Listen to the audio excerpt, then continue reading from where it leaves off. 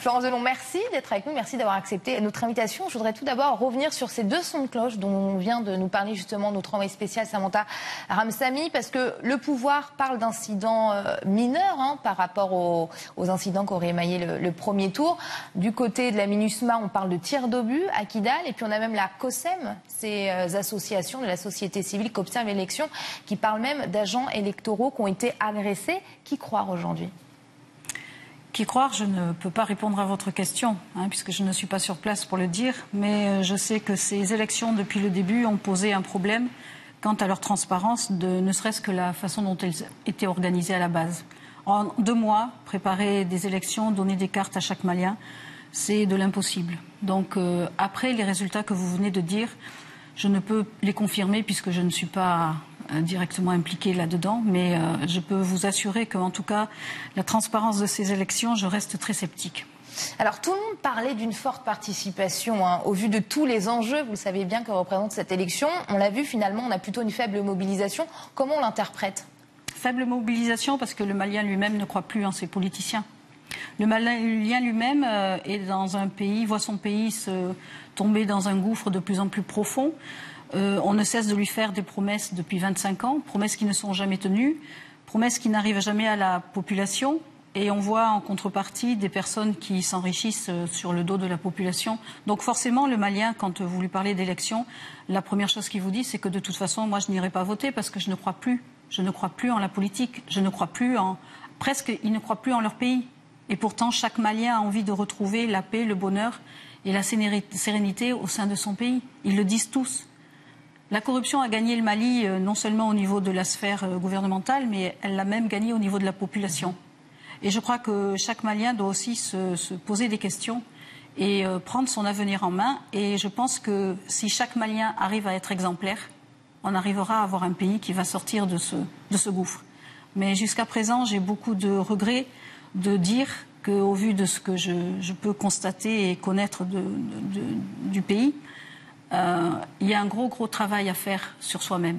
Avant d'aller critiquer tel système ou telle personne, il faut qu'on soit capable de balayer soi-même et de montrer l'exemple. Et je crois que l'exemplarité, malheureusement, ne fait pas partie de ce monde-là. Alors justement, vous disiez que les Maliens ne croient plus en la politique, ne croient plus aux hommes politiques qui sont censés les représenter. Alors justement, comment améliorer la situation au Mali si on ne va pas voter aujourd'hui ? Je crois que pour améliorer la situation au Mali, il faut être sincère. Il faut être sincère avec ce que l'on veut vraiment pour son pays et avec ce que l'on est capable nous-mêmes de faire. Si chaque Malien est sincère avec lui-même, je vous promets qu'on va déjà nettoyer beaucoup de choses au Mali.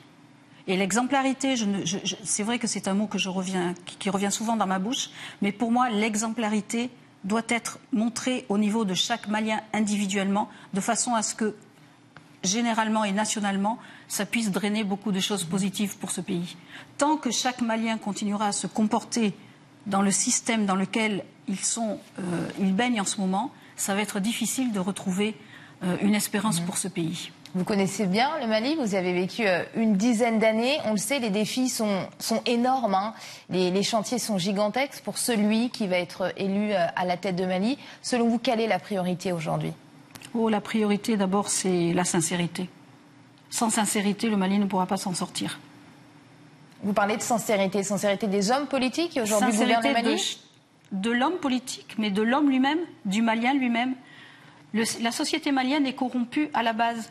Ce n'est plus les hautes sphères nationales et politiques qui sont corrompues. C'est la société malienne qui est devenue corrompue et qui baigne dans un système où on a beau dire que l'on veut retrouver la dignité, l'honneur et l'espoir de son pays. On a beaucoup de faits qui montrent que malheureusement ce que l'on critique chez l'un, soi-même on l'applique. Donc si vraiment le Mali veut sortir de là, il faut trouver un homme qui soit exemplaire dans la sincérité et dans la dignité et dans ce qu'il est capable de faire également pour le pays. Justement, vous parlez d'exemplarité. Aujourd'hui, on a en tout cas 2 hommes qui sortent un peu de ces 24 candidats. Ibrahim Boubacar Keïta, le président sortant, Soumaïla Cissé, son principal adversaire. J'ai envie de dire, est-ce que selon vous, l'un des 2 hommes aujourd'hui peut apparaître comme celui qui va sauver le Mali ? Alors si je peux, ça c'est une opinion tout à fait personnelle, mais pour moi, ces 2 hommes viennent du même système. Ça fait 25 ans qu'ils sont dans le milieu politique malien. Ils viennent de la même base politique à l'origine. Et je pense que pour moi, ces deux hommes ne sont pas aptes à sortir le Mali de ce gouffre.